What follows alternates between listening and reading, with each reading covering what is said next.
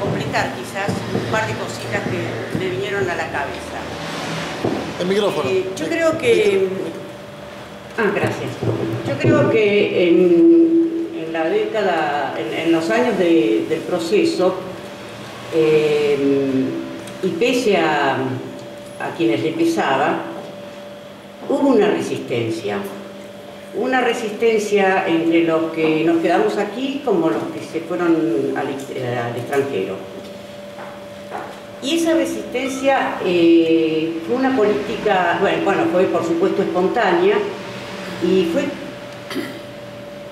yo no sé si fue fuera de la política, porque para mí no hay nada que esté fuera de la política, pero en este lugar, que es un teatro, y con el emprendimiento que están haciendo los compañeros en este teatro, me vino a la memoria algo que sucedía muy frecuentemente durante el proceso, y es la existencia de los talleres, por lo menos en las ciudades, los talleres de pintura, de teatro, de literatura, que se hacían en los departamentos de los maestros que dictaban las clases. Y yo creo que fue una manera de resistir, una manera de encontrarse, porque lo que nos proponían era la atomización, el encerrarnos cada uno en su casa, el olvidarnos del otro, digamos. Y claro que los talleres ejerció una especie de resistencia contra todo eso, de sostenimiento de la cultura, y con la excusa cierta de querer aprender algo, era juntarse y poder hablar.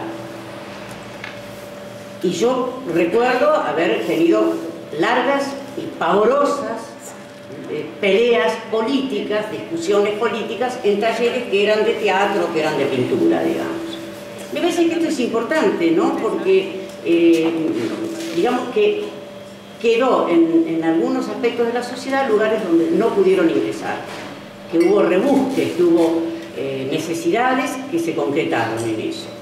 Y otra cosa que recordaba es el tema de tanto que se hablaba, ustedes se acordarán seguramente, del fin de las ideologías. Me parece que el marco del fin de las ideologías, el marco mundial al que se le dio tanta manija en aquellos años, sigue existiendo. Y no es casual, digamos, que la oposición se junte por el espanto, digamos, y se junte lo que nosotros creemos, ingenuamente creíamos, que no se podía juntar y se junta, porque ellos creen que no tienen ideología. La tienen. Creen que no la tienen, creen que son marketineros, creen que son eficientes, creen que hacen gestión eficiente, por eso, digamos, es la bandera de Macri para ganar una elección, ¿no?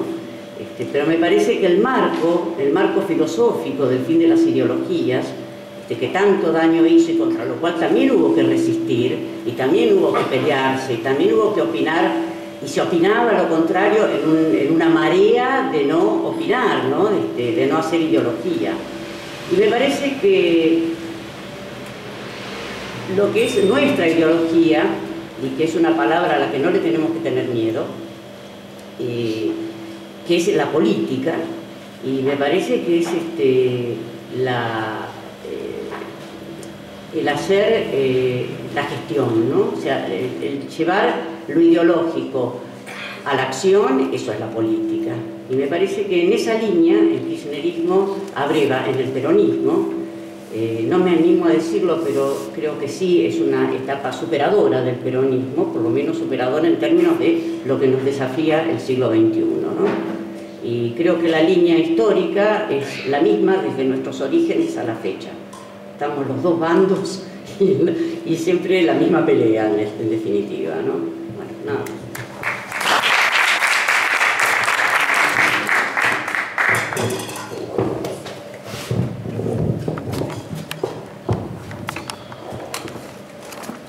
Bueno, yo soy Jorge Müller, saludo a los compañeros, integrantes de Carta Abierta y otras instituciones que hemos entre todos ayudado a constituir.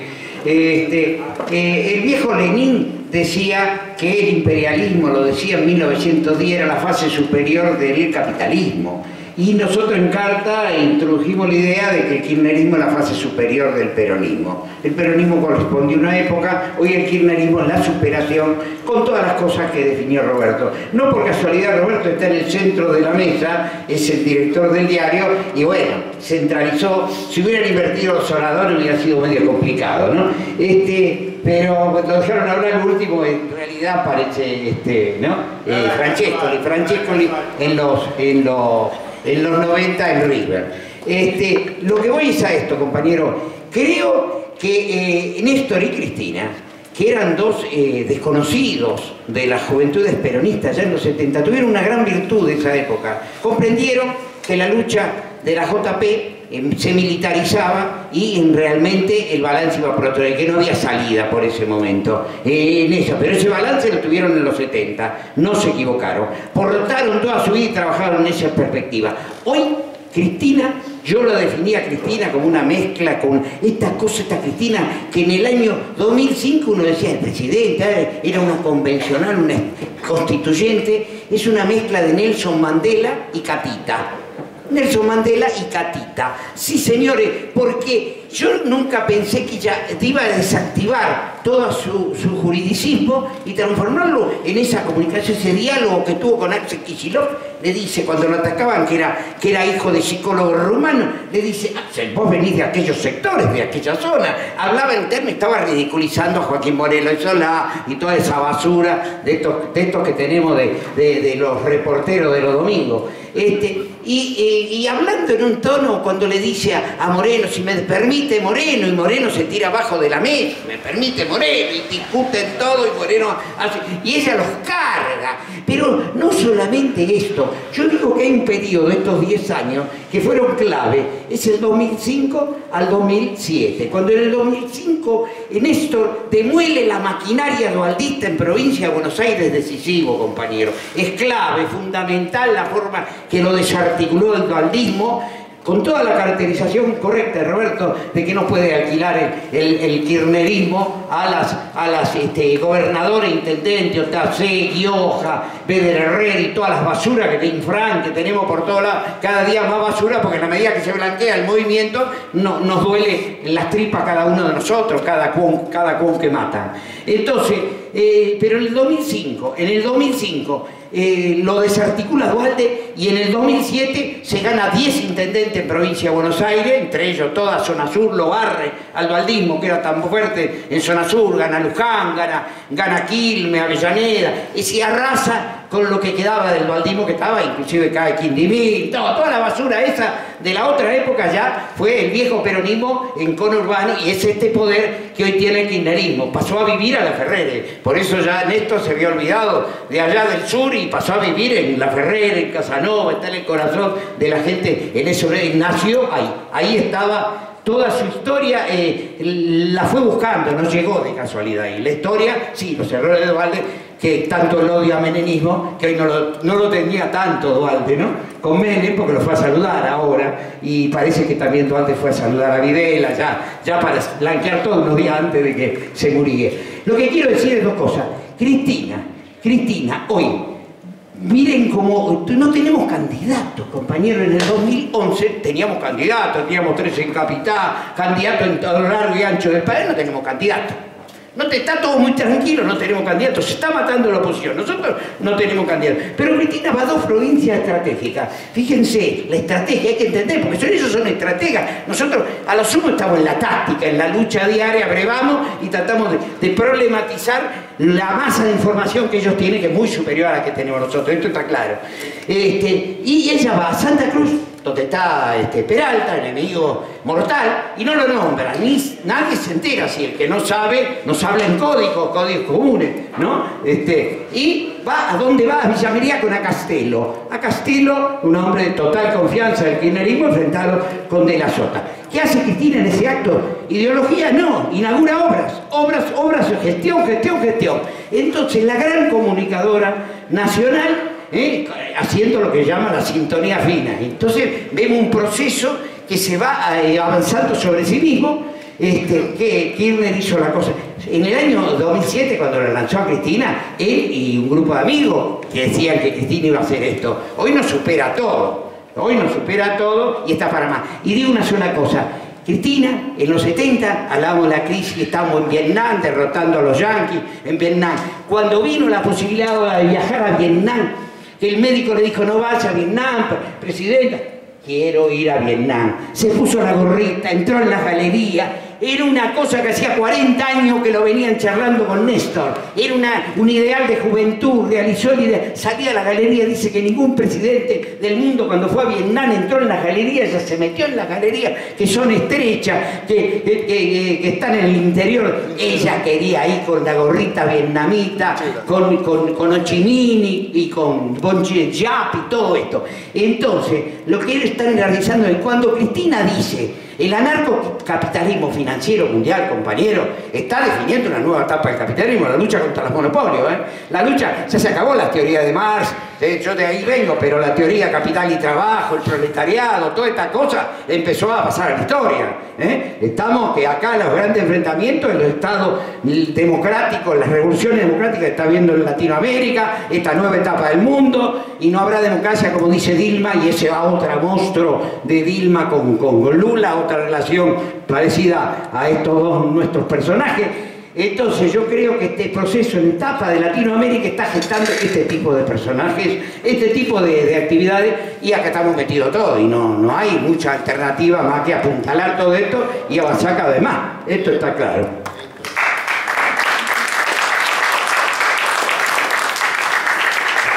No sé si va a llegar el micrófono hasta allá, compañero.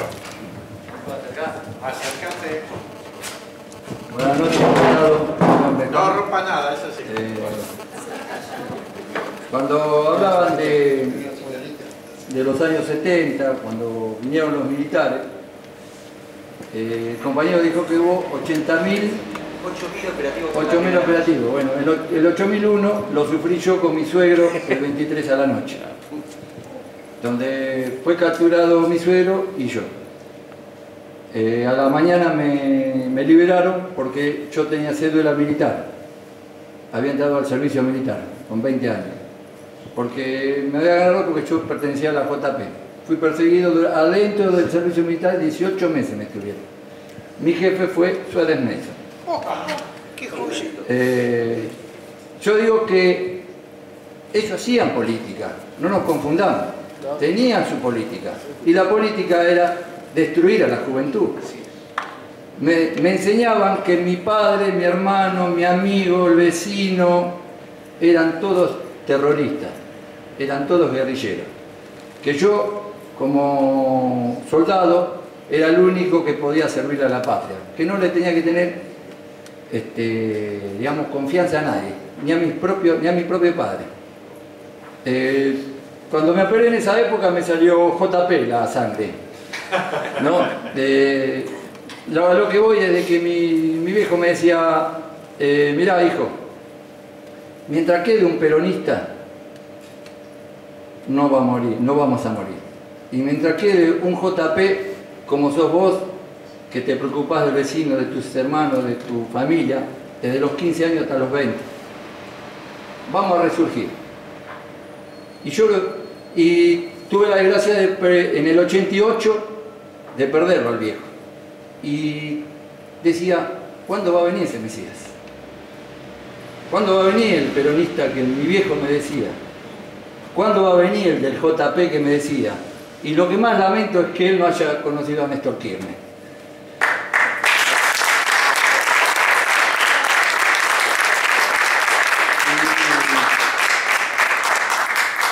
Y de los 20 años, estuve callado 23 años. No callado por mis sentimientos ni nada, soy muy de ir al frente, desgraciadamente, a veces equivocado, tengo muchos golpes. Pero a partir de hace 10 años, ya con 48 años, otra vez tengo la fuerza de los 17, de los 15. De pelearme con mis hijas, de pelearme con mi suegro, de pelearme con el vecino, de pelearme con todo. Pero con fundamento de nuevo como yo lo tuve a los 17.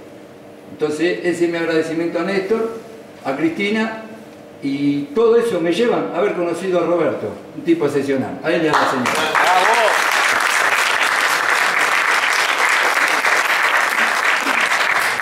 Gracias, compañero.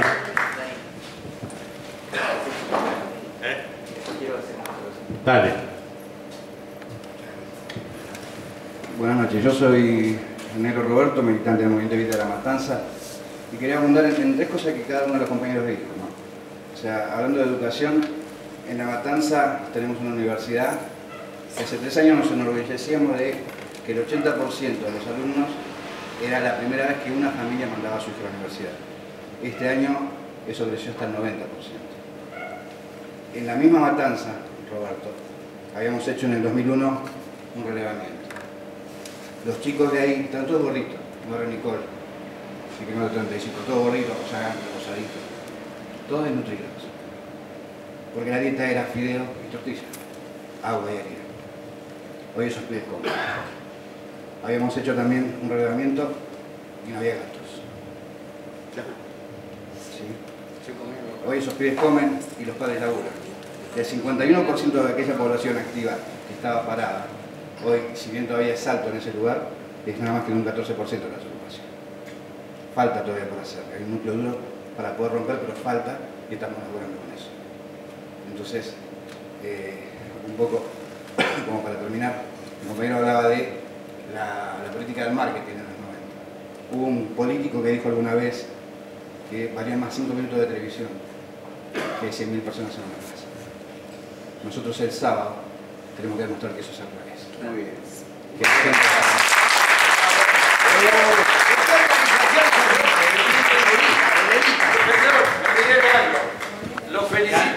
Lo felicito porque dijo que estuvo discerniendo con gente del PRO y del Partido Colorado. Lo felicito, la verdad que no sé cómo hizo. Yo no discuto con el PRO para convencerlo, discuto con el PRO para el auditorio, para los que escuchan los debates. Porque un tipo que es convencido del PRO no sirve para nada. No, por eso digo, lo felicito si tú no tenés una charla. Salvo para eso que vos querés hacer, aprovechar a discutir ideas. Para eso Hay que tener paciencia, hay que tener paciencia. Cuando yo era poco más que un adolescente, ya tenía inquietudes para ser periodista. Entonces, procuraba formarme con los semiólogos más destacados, con quienes estuvieran, digamos, fuesen notables de las materias que me podían interesar. Descubrí a Umberto Eco, primero lo había descubierto con El nombre de la rosa, pero después descubrí que Umberto Eco escribía bien no solamente una novela, que en aquel momento era la primera, que me había dejado fascinado, sino que era muy didáctico cuando hablaba de comunicación. Y él, en el año 84, publica un volumen sobre artículos que había estado publicando durante 20 años, discusiones con McLuhan y una apreciación que hacía sobre especialmente en un artículo donde proponía ir hacia una guerrilla semiológica. Y él era contundente ahí en el sentido de decir que por aquellos años, estamos hablando de los 80, fines de los 70, tomar el poder de un país no necesitaba de un ejército de ocupación, sino capturar los medios de comunicación. Bueno, han pasado muchos años, hoy es mucho más sofisticado que eso, es tan sofisticado que no hace falta venir y hacerse de los medios de comunicación de la Argentina o de un país determinado, sino que es tan enorme el poder de las grandes corporaciones mediáticas en el mundo que influyen sobre estas y todos nuestros medios les rinden, son embajadas de aquellos en nuestros países. Decía Rodolfo Walsh que las clases dominantes nos quieren sin historia, nos quieren sin héroes ni mártires, que de esa manera, cada vez que se inicia un momento histórico hay que comenzarlo de nuevo, cada lucha tiene que comenzar de nuevo. Humberto Eco decía respecto de los medios que todos, incluso los propietarios de medios de comunicación, son una especie de proletariado que sufren la influencia de los medios. Los medios se convierten en un sistema en sí mismo y nos trabajan el pensamiento. Decía Chomsky que la palabra expresa el pensamiento, por lo tanto, la falta de claridad de palabra es la falta de claridad del pensamiento. Y fíjense qué es lo que ocurrió con los griegos cuando la invasión romana. Lo que no permitieron, ese fue su punto de resistencia, fue ser colonizados culturalmente. Los griegos no abandonaron su lenguaje, porque logos para los griegos significa palabra y significa pensamiento, significa exactamente lo mismo. Entonces ellos temían que si eran colonizados y empezaban a hablar con las palabras del enemigo, iban a empezar a pensar como el enemigo. Nosotros estamos convencidos de cosas que nos atraviesan cotidianamente, nos bajan línea y lo vamos incorporando como naturalmente. Del mismo modo que recién daba el ejemplo de que llamamos justicia al Poder Judicial, que además es una corporación con intereses de clase clarísimos, dejamos pasar otras categorías con las que nos han ido convenciendo durante los últimos años y que algunas son bastante atractivas. Entonces yo quiero detenerme sobre algunas de estas, porque hay un error cuando nosotros pretendemos separar no solamente el kirchnerismo de su contenedor, el movimiento justicialista, sino de su gran contenedor, que es la noción de patria, que nació en 1810. Es aquella la cuna de esta ideología que hoy se expresa en este gobierno y que nos contiene. Por eso la superación, el hablar de superaciones, tiene que ver con los momentos históricos que destacaba recién Roberto. La sofisticación de la problemática del siglo XXI, que hace que la única posibilidad de abordarlo con éxito sea desde la perspectiva del kirchnerismo. La única posibilidad para el beneficio de las clases populares, de los sectores populares, por supuesto, es a través del kirchnerismo, y que el peronismo nunca se tuvo que encontrar con circunstancias como esta. Es muy difícil decir que el kirchnerismo es superador del peronismo porque le falta incluir intelectuales de la talla de Hernández Arregui, de John William Cook, de Jaureche, de tener como funcionarios a brillantes expresores de ideologías nacionales, aún desde la izquierda, tener a Borlenghi proveniendo del socialismo, tener a marxistas como el propio ministro de Economía Bell-Helber, que provenía del marxismo, si bien tenía una mirada sobre el capitalismo. Puigros también provenía de ese lugar. Conservadores populares como Vicente Solano Lima. Digamos, el espectro era enorme. Nos falta todavía superar eso para decir que es una etapa superadora. Nos falta repartir 3 millones de hectáreas de tierras en manos, para que pasen en manos a economías populares, cooperativas, familiares. Estas pequeñas cosas nos dicen: sí, en la política estamos viendo el momento más alto del movimiento peronista. Yo me reivindico como peronista y como tal es que soy kirchnerista. Y además sería también negarle a Néstor y a Cristina su raigambre doctrinaria. Yo no conozco a nadie más doctrinario que Cristina. Cuando Cristina habla de recuperar los paradigmas, incluso los paradigmas económicos y sociales de la década del 70, no podemos imaginarnos que se refiere a 45 días de Cámpora exclusivamente, o que se está refiriendo a la NUCE o al proceso. Digamos, hubo 8 meses en los cuales el viejo líder se ocupó de recuperar resortes importantísimos, de renacionalizar empresas que habían perdido el rumbo, de reconstruir un paradigma de desarrollo de la energía atómica. Y ahora, después de él, le toca a Cristina. No hubo nadie que se ocupara de eso ahora. Reivindiquemos entonces eso. Esto es lo que quería decir. La continuidad histórica del movimiento nacional y popular. La línea que inauguraban Moreno, Belgrano, Monteagudo, que cuando la patria se sentía nación, y que inaugurara Perón cuando la patria se reconoció pueblo, y que ahora continúan con coherencia histórica nuestros amados Néstor y Cristina, y que será, como decía Lenin cuando anunciaba que los pasos de consolidación de la revolución eran 2 hacia adelante, 1 para atrás, no asustarnos de lo que pueda deparar el futuro. El movimiento nacional guarda estas sorpresas. Néstor Kirchner no era una anomalía de la política de Argentina. Néstor Kirchner era el hombre del destino, era el que esperaba el padre del compañero, que decía que mientras hubiera peronismo iba a haber respuesta. Y llegó, resulta que se les escaparon unos cuantos, y entre esos se les escaparon cuadros tan importantes que fueron capaces de cambiar la historia. Nosotros tenemos que apuntar a seguir manteniendo vivo ese paradigma del nacionalismo popular, de la democracia con contenidos. Ese es el camino de la revolución, sin olvidarnos de que los que nos quieren sin historia son nuestras clases dominantes. No tenemos que empezar de nuevo, tenemos que seguir.